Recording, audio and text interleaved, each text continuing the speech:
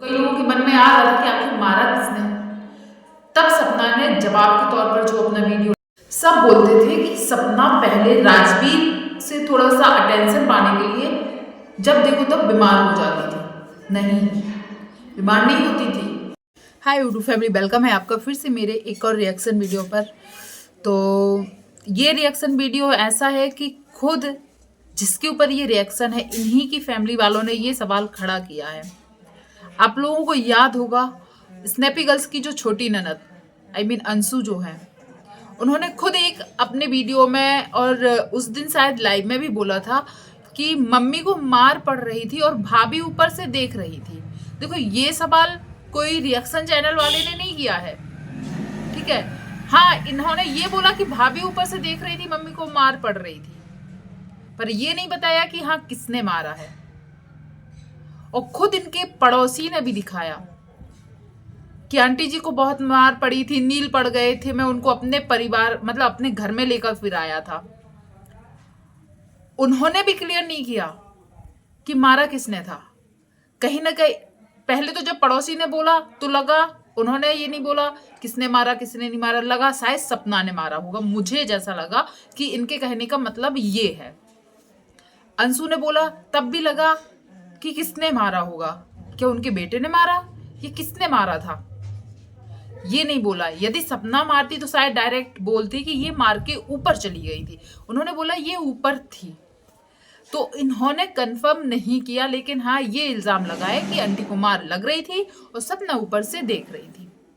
फिर इसके जवाब में जब ये बात 2-3 बार उठ गई है तो कई लोगों के मन में आ रहा था कि आखिर मारा किसने।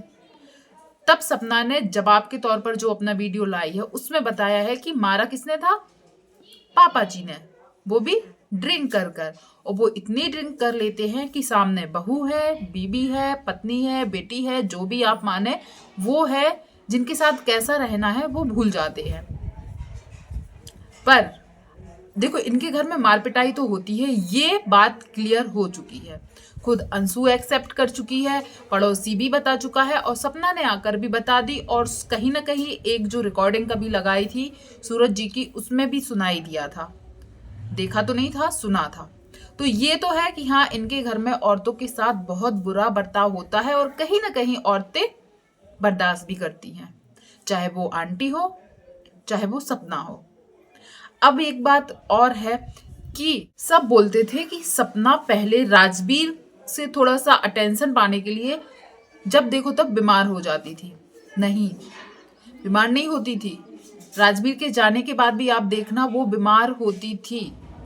और ये जो एक चोट वाला जो यहाँ पे सपना को चोट लगी है उसका एक आया है, फोटो आई है, कम्युनिटी पर भी सपना ने फोटो लगाई थी कि ये किस चीज की फोटो है, वो किसी मार से रिलेट है।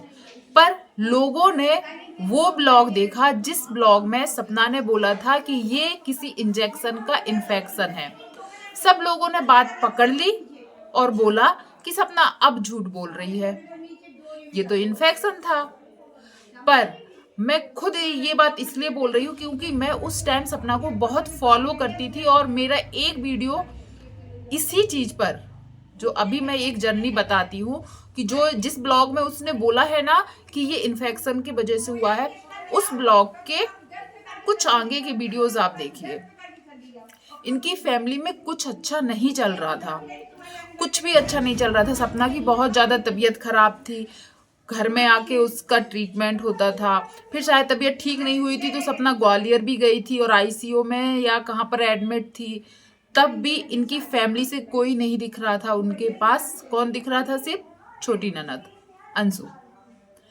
इनके सास ससुर ये लोग कोई नहीं दिख रहे थे, या जो अभी बहुत अपने बने हुए हैं ना, पड़ोसी भतीजे, ये जो भी दिख रहे, कोई नहीं दिख रहा था आसपास। फिर आपको याद होगा वो जब वहां से हॉस्पिटल से आई थी तब सपना की मम्मी आई थी घर, और उस टाइम सपना की मम्मी के साथ भी बहुत अच्छा व्यवहार नहीं किया गया था।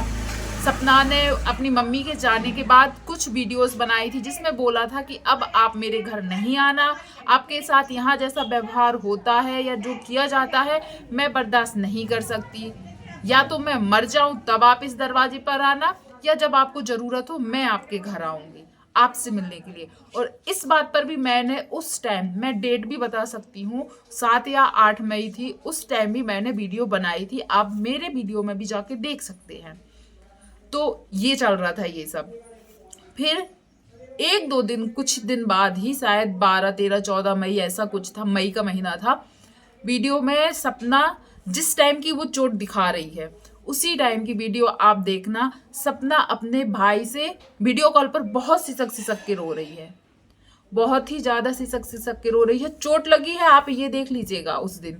फिर क्या बोलते हैं, अपनी माँ को भी वीडियो कॉल में बहुत रो रही है। और उस टाइम शायद बहुत कुछ उसकी फैमिली में हुआ था, सपना ने नहीं जिक्र किया, पर सपना उस टाइम फिर अपने ससुराल से मायके चली गई थी। तो कुछ ऐसा हुआ था कि इतनी तबीयत खराब होने के बावजूद सपना ने अपनी मम्मी के लिए ये जो सब बोला था कि आप मेरे घर नहीं आना, कभी देरी पर पैर मत रखना, ऐसा बहुत कुछ बोला था। और फिर सपना अपने मायके चली गई थी। तो कहीं ना कहीं जो देखो, लोग खास करके बहुएं जो होती है, उनके साथ फैमिली में क्या हो रहा है खुलकर वो शायद यूट्यूब पर नहीं बताती है कि कहीं यार हमारी फैमिली की जो ये इमेज है खराब ना हो जाए। ये 100% सही है, बहुत से लोग एग्री करेंगे।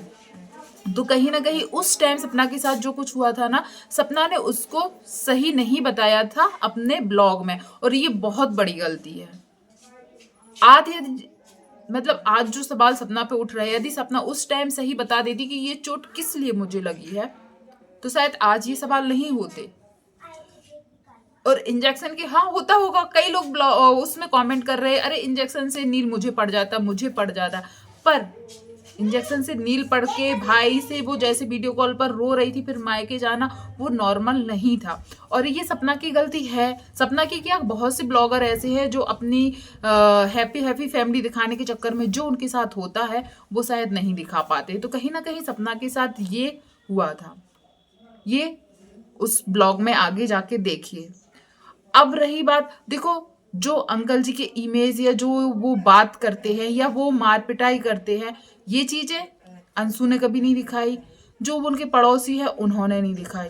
लेकिन सपना पे बहुत आरोप लगाए गए थे कि सपना ऐसा ऐसा करती है, पर ये शायद कहीं ना कहीं सही नहीं था।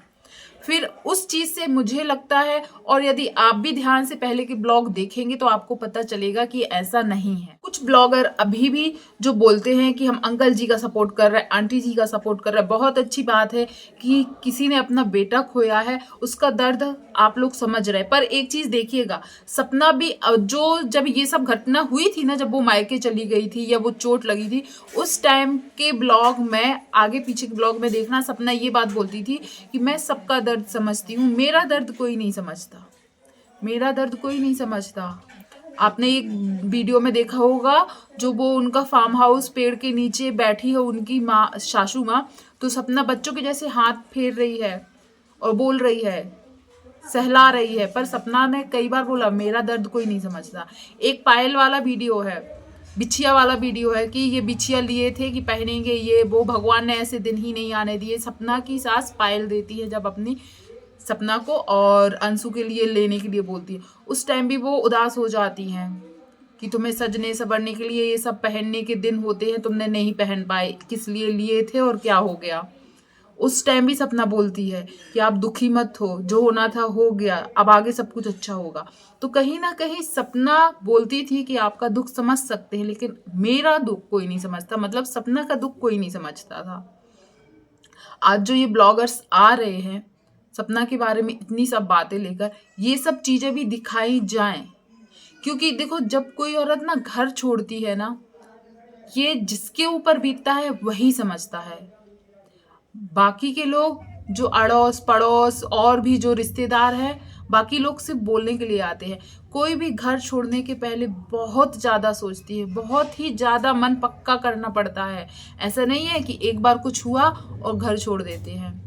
लोग कई कई महीने सालों बर्दाश्त करते हैं, तब जाकर पत्थर हो जाता है ना, जब फिर उनको लगता है कि अब कोई गुंजाइश नहीं है कि ये ठीक होगा या सुधार पाऊंगी मैं, तब जाके वो मजबूरी में घर छोड़ते हैं। लोग बोले, अरे अंशु ने एक बात बोली, आपने ध्यान दिया होगा कि भाभी मुझे ग्वालियर इसलिए ले जानी चाहती थी, मतलब इसलिए ले जाना चाहती थी कि उनको एक अपने बच्चों को रखने के लिए आया चाहिए है। बेबी सीटर करके चाहिए था जो बहुत महंगा पड़ता है, इसलिए वो मुझे ले जाना चाहती थी। सच में।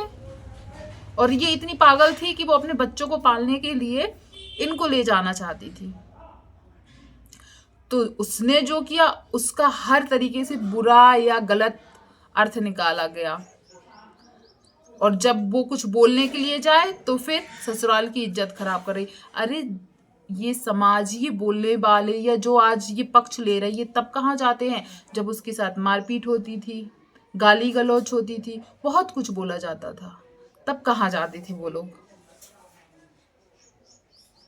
तो आप लोगों को क्या लगता है? हो सकता है वो सपना की चोट किस चीज़ की थी ये तो मैं नहीं बता सकती हूँ, पर आप जो उस टाइम के ब्लॉग हैं देखेंगे तो आपको भी पता लगेगा कि कुछ ना कुछ छुपाया जा रहा था। और मैं तो 100% इसलिए बोल रही हूँ कि मैंने खुद उन सब पे वीडियोस बनाए हुए हैं। आप मई के महीने के मेरे तभी से मैंने रिएक्शन चैनल स्टार्ट किया था। मैं उसके पहले रिएक्शन चैनल नहीं मतलब रिएक्शन वीडियो नहीं बनाती थी। जो सपना की ये जो मई के महीने की है मेरी वीडियोस भी हैं वहाँ पर, मैंने छोटी सी क्लिप भी यूज़ की हुई है।